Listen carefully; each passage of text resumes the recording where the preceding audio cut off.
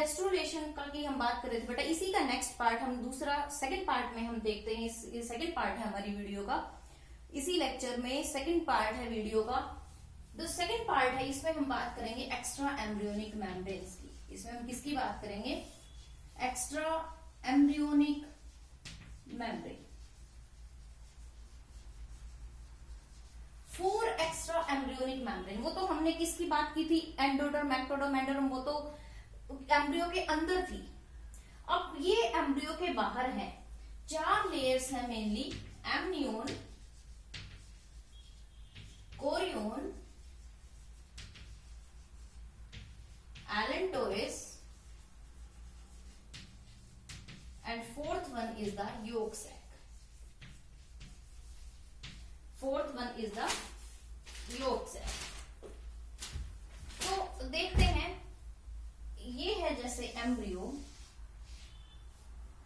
यहां पे प्रेजेंट है एक ये बैग लाइक स्ट्रक्चर, यहां है एक ये वेस्कुलराइज स्ट्रक्चर यहां है।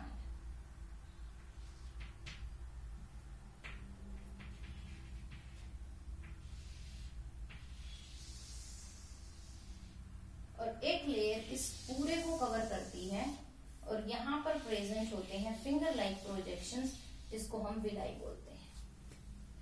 ये है embryo, this is yolk sac, the yolk sac, this is allantois,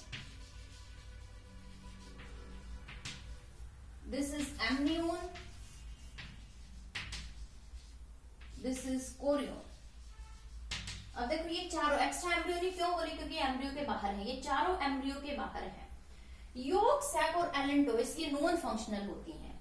yolk sac जो है इसमें वैसे ये न्यूट्रिशन प्रोवाइड करता है। योक सैक का काम क्या है कि हमने देखा ना कि जो रेप्टाइल्स, बर्ड्स होते हैं, एग ले करते हैं, उनमें एम्ब्रियो के बाहर योक सैक प्रेजेंट होता है जो एम्ब्रियो को न्यूट्रिशमेंट प्रोवाइड करता है। लेकिन अगर हम वुमेन्स की बात करें तो वुमेन्स का जो एम्ब्रियो है वो मदर से न्यूट्रिशमेंट लेता है प्लेसेंटा के थ्रू, तो ये योक सैक जो है वो रिडंडेंट हो जाता है। ये सिर्फ एक वेस्कुलराइज्ड बैग की फॉर्म में होता है, इसका कोई काम नहीं होता, ये नॉन फंक्शनल है। इसका काम यहाँ न्यूट्रिशमेंट की बजाय अर्ली स्टेजेस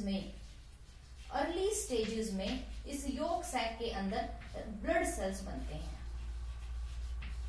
अगर क्वेश्चन पूछा जाए कि अर्ली स्टेजेस होती है जब एम्ब्रियो की, तो ब्लड सेल्स कहाँ बनते हैं? योक सैक में बनते हैं। जैसे ये एम्ब्रियो डेवलप हो जाता है उसके बाद इसके लीवर और स्प्लीन के अंदर रेड ब्लड सेल्स की फॉर्मेशन होगी। ये योक सैक जो है इसके बाहर एक और मेम्ब्रेन प्रेजेंट होती है,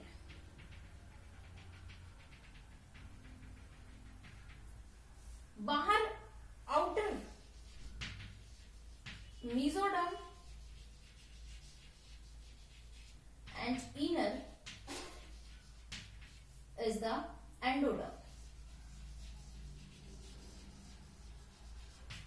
बाहर इसके मेसोडर्म होती है, अंदर इनर एंडोडर्म होती है, और सेम एलेंटोइस के अंदर भी इसी तरह से प्रेजेंट होती है।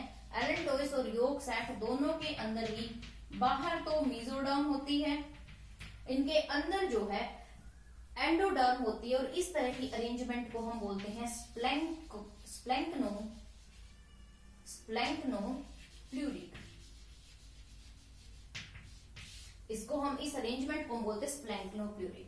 एलेंटोइस का काम होता है, ये किडनी की तरह काम करता है। जैसे किडनी वेस्ट मटेरियल फिल्टर करती है, वैसे ही एलेंटोइस का काम भी एक तरह से किडनी की तरह काम करता है, लेकिन यहाँ एम्ब्रियोनिक किडनी की तरह काम करता है। लेकिन हमारे अंदर जो वेस्ट मटेरियल की रिमूवल होती है फीटस से, वो भी किसके थ्रू हो जाती है?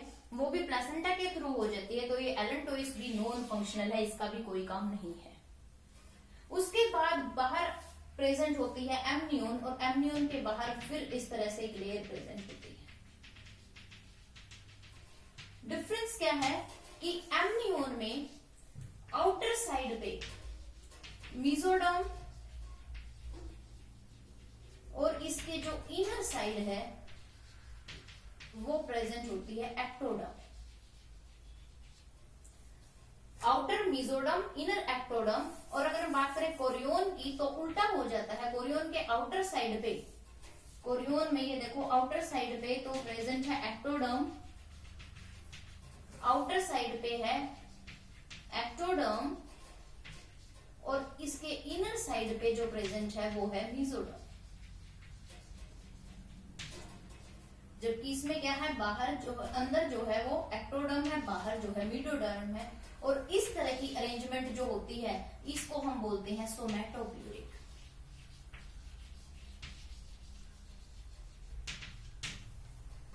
ये एमनियोन जो है it is filled with fluid that is known as amniotic fluid.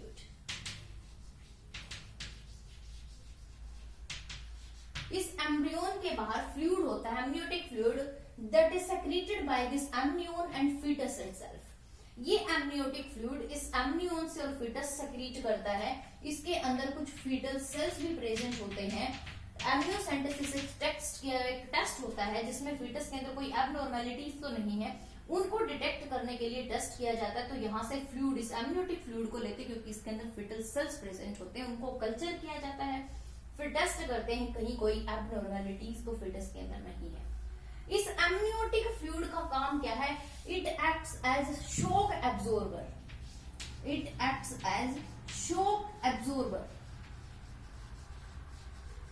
protects the fetus from mechanical injuries, protects the fetus from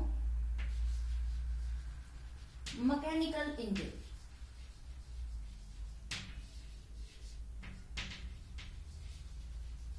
ये फीटस को मेन क्या था, यहाँ एमनियोन है जिसके अंदर एमनियोटिक फ्लूइड है, that act as a shock absorber, it protects the fetus from mechanical injury. Amnion और कोरियोन में सोमैटोप्लूरिक है और जो एलेंटोइस और योक सैक है दीज आर स्प्लैंक्नोप्लूरिक। और ये स्प्लैंक्नोप्लूरिक, सोमैटोप्लूरिक, ये जो दोनों टाइप की जो मेम्ब्रेन्स हैं ये एक्स्ट्रा एम्ब्रियोनिक ट्रोफोब्लास्टिक मेम्ब्रेन है। जो ट्रोफोब्लास्ट था उस ट्रोफोब्लास्ट की ही ये मेम्ब्रेन है, स्प्लैंक्नोप्लूरिक और सोमैटोप्लूरिक। ये दोनों मेम्ब्रेन उस ट्रोफोब्लास्ट से ही बनी है, ट्रोफोब्लास्ट ही डिवाइड किया है। और ये इन दोनों मेम्ब्रेन्स, ये एक्स्ट्रा एम्ब्रियोनिक मेम्ब्रेन्स हैं, इन दोनों मेम्ब्रेन्स की अरेंजमेंट से ये एक्स्ट्रा एम्ब्रियोनिक मेम्ब्रेन्स बनी है, amnion, chorion, allantois and yolk sac. Here the gastrulation and formation of these extra embryonic membrane completes. Okay, thank you and have a nice day, and don't forget to like, comment, share and subscribe.